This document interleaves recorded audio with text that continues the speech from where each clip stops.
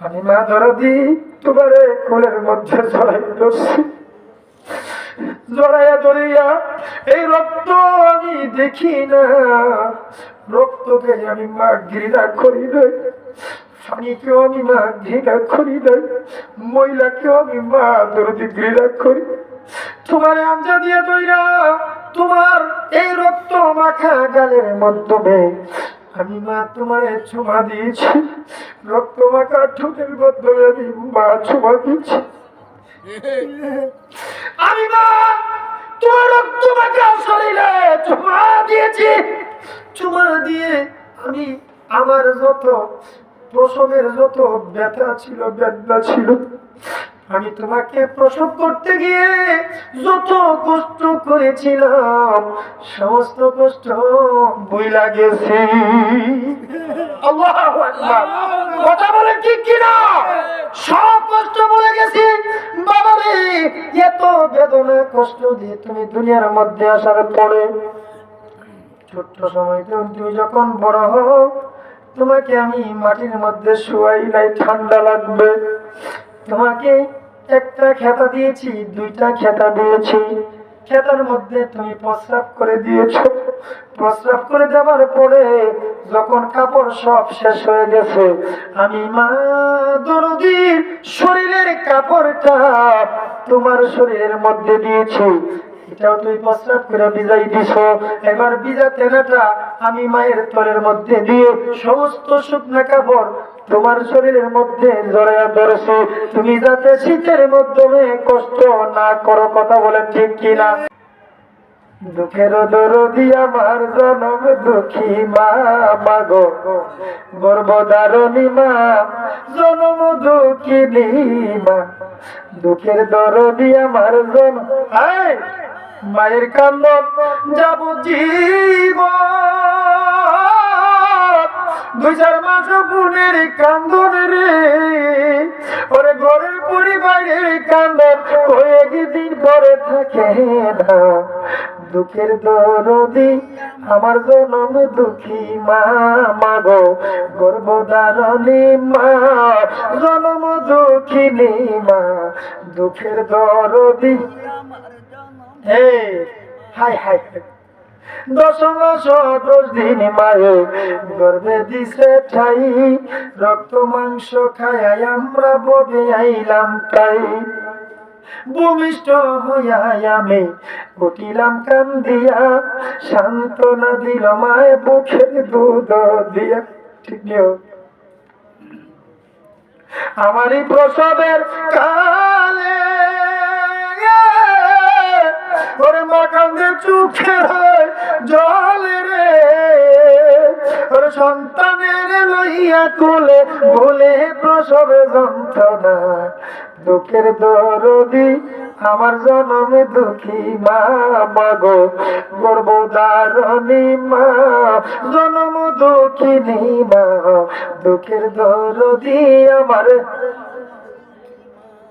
প্রসব পায়খানায় আমি মায়ের কুলে করি, প্রসব মাগা কাপড় লইয়া মালই কুলে তুলি। ঠিক নি বাবা? আরো জোরে ঠিক কিনা? প্রসব পায়খানায় আমি মায়ের কুলে করি, প্রসব মাগা কাপড় লইয়া মালই কুলে তুলি। আরে অসুখ হইলে দেখি চাইয়া ওরে মাতাকে বিছানায় বইয়ারি, ওরে আমারে নিয়ে যাও আল্লাহ, সন্তানের নিও না। দুঃখের দরদি আমার জনম দুঃখী মা, মাগো গর্ভধারণী মা, জনম দুঃখিনী মা, দুঃখের দরদি আমার জনম। আমার বন্ধুরা বাবারা, ওই যুবকটা ডাক্তার কই তুমি কি করবো?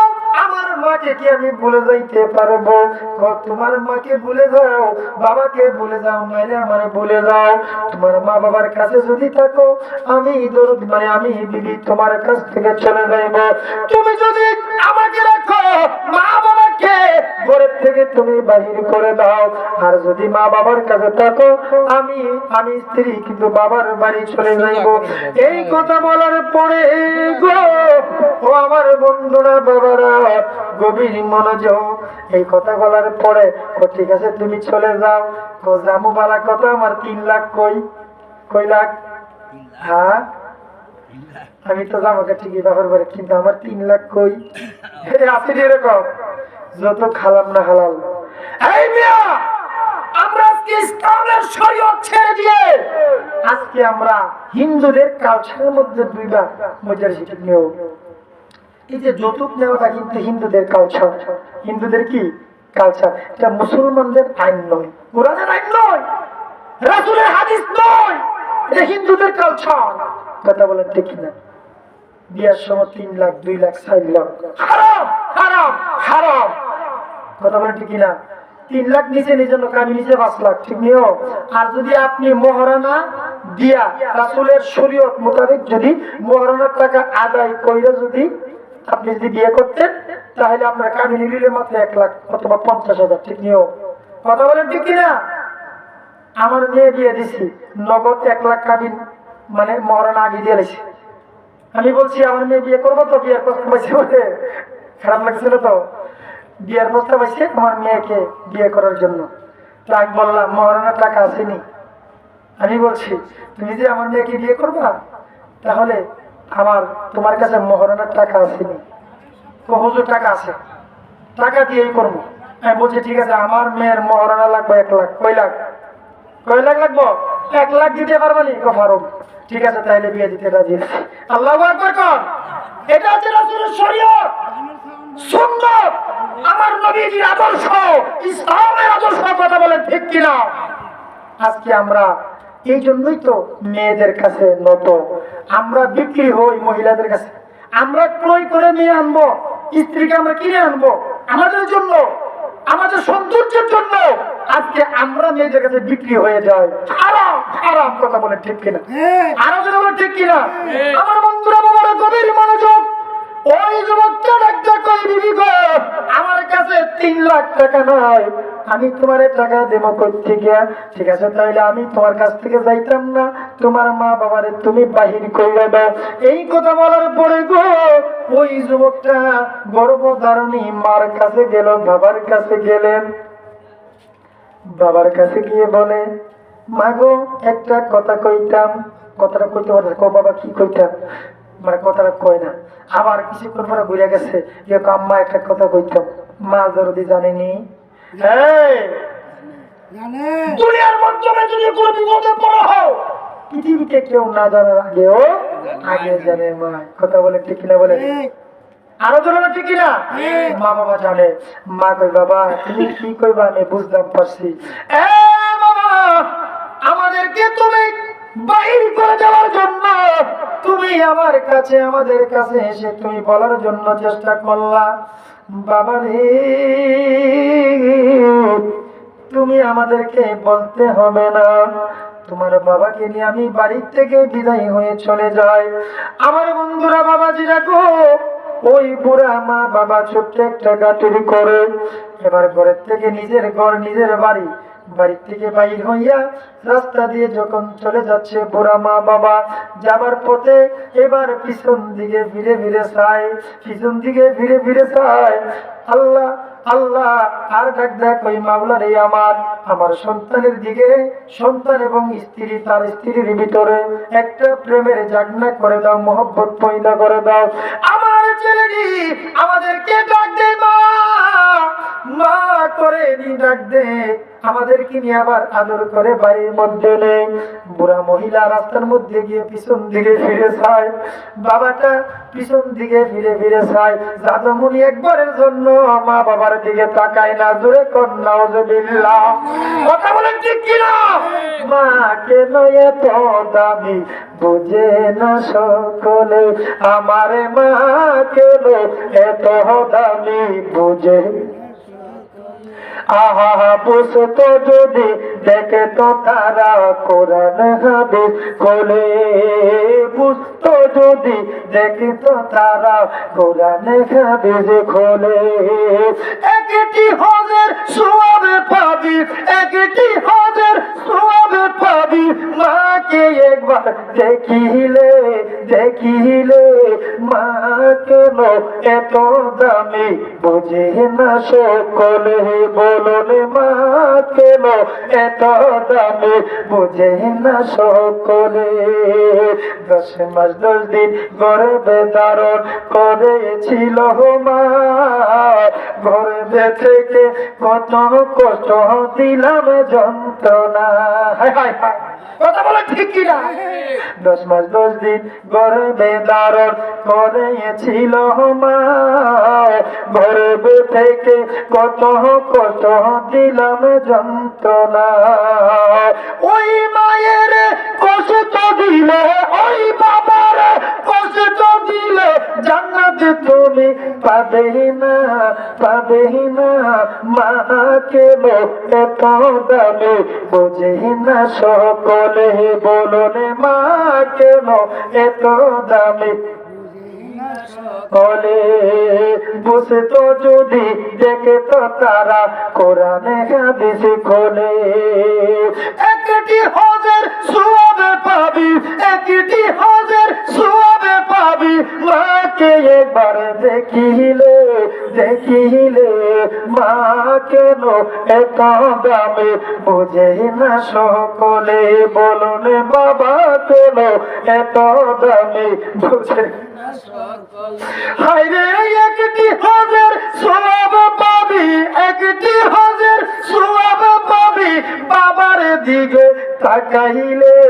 বাতের এত দামি বুঝে না সকলে, বলুন বাবা কেন এত দামি বুঝে না সকলে। কথা বলেন ঠিক কিনা? আমার বন্ধুরা বাবারা, ওই দরদি মা দরদি বাবা রাস্তা দিয়ে যায় আর গুনগুন গুনগুন করে কান্দে। এই ছোট্ট সময়ের কথা মনে করে, সন্তানের কথা মনে করে, ছোট্ট সময়ের কথা মনে করে। সন্তান, যেদিন তোমাকে গর্ভ ধারণ করেছিলাম, তুমি আমার গর্ভের মধ্যে আস্তে আস্তে বড় হয়েছ। সন্তান বড় হয়েছ যখন 10 মাস 10 দিন হয়ে যায়, 9 মাস 8 মাস যখন হয়ে যায়, বাবা তুমি আমার গর্ভের ভিতরে এই দিক দিয়ে একটা লাথি মারো, ওই দিক দিয়ে একটা লাথি মারো। আমার কলিজা বরাবর লাথি মারলি আমি দরদি মা যখন খেতে যাই, আমার খানাটা মুখের মধ্যে দিলে মুখ থেকে আমি ফেলে দেই। বাবারে, যেদিন তুমি দুনিয়াতে আসছো কলিজার মাধ্যমে লাথি মারে দুনিয়াতে আইলা। দুনিয়ার জমিনে আসার পরে রক্ত মাখা শরীরটারে নিয়া আমি মা দরদি তোমার কোলের মধ্যে জড়াইয়া ধরছি। ঠিক নিও, আমি মা দরদি তোমার কোলের মধ্যে জড়াইয়া ধরছি। জড়াইয়া ধরিয়া এই রক্ত আমি দেখি না, রক্তকে আমি মা ঘৃণা করি নাই, পানিকেও আমি মা ঘৃণা করি নাই, মহিলাকেও আমি মা দরদি ঘৃণা করি। তোমার আমজা দিয়ে দইরা তোমার এই রক্ত মাখা গালের মাধ্যমে আমি মা তোমার চুমা দিয়েছি, রক্ত মাখা ঠোঁটের মাধ্যমে আমি মা চুমা দিয়েছি। আমি মা তোমার রক্ত মাখা শরীরে চুমা দিয়েছি। চুমা দিয়ে আমি আমার যত প্রসবের যত ব্যথা ছিল, বেদনা ছিল, আমি তোমাকে প্রসব করতে গিয়ে যত কষ্ট করেছিলাম সমস্ত কষ্ট বইলা গেছে। আল্লাহু আকবার, কথা বলেন ঠিক কিনা? সব কষ্ট বলে গেছি। বাবারে, এত বেদনা কষ্ট দিয়ে তুমি দুনিয়ার মধ্যে আসার পরে ছোট্ট সময় তুমি যখন বড় হও, তোমাকে আমি মাটির মধ্যে শুয়াইলাই, ঠান্ডা লাগবে। তোমাকে একটা খেতা দিয়েছি, 2টা খেতা দিয়েছি, খেতার মধ্যে তুমি প্রস্রাব করে দিয়েছো। প্রস্রাব করে দেওয়ার পরে যখন কাপড় সব শেষ হয়ে গেছে, আমি মা দরদির শরীরের কাপড়টা তোমার শরীরের মধ্যে দিয়েছি। এটাও তুই প্রস্রাব করে ভিজাই দিছ। এবার ভিজা তেনাটা আমি মায়ের তলের মধ্যে দিয়ে সমস্ত শুকনা কাপড় তোমার শরীরের মধ্যে জড়াইয়া ধরেছে, তুমি যাতে শীতের মাধ্যমে কষ্ট না করো। কথা বলে ঠিক কিনা? এমন কষ্ট দেওয়ার পরে রে আজকে বুঝি তুমি সন্তান বড় হইলা, বুকের দুধ পান করাইলাম, আমি মা নিজে না খাইয়া তোমারে খাওয়াইলাম, তুমি খাইছ। আমি মা কোনদিন ভালো কাপড় পরি নাই, তোমারে পরিয়েছি। আমি মা কোনদিন ভালো একটা ঈদ যখন আসতো গরিব সময় ঈদের দিন সকালবেলা আমি মা সুন্দর একটা কাপড় পরি নাই, তোমার জন্য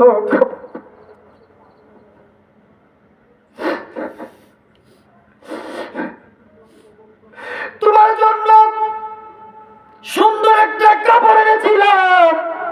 মহল্লার সমস্ত যুবকদের সাথে মহল্লার যুবকেরা নতুন কাপড় পরিও ঈদগার ময়দানে যাব, তুমি কি পুরান কাপড় হইলা যাইবানি? তোমার জন্য নতুন কাপড় দিলাম রে। এত কষ্ট করে তোমারে বড় করলাম, স্কুলের মধ্যে পাঠাইব মা দরদি টিপার মাধ্যমে 2 টাকা 2 টাকা করে জমায়েত করিয়া তুমি মজা খাওয়ার জন্য স্কুলের মধ্যে দিলাম। তোমার জন্য পড়াশোনা শিখাইলাম, তুমি পড়াশোনা শিখলা, তুমি এখন চাকরি পাইলা। আজকে বুঝি মা বাবারে বইলা গেছ।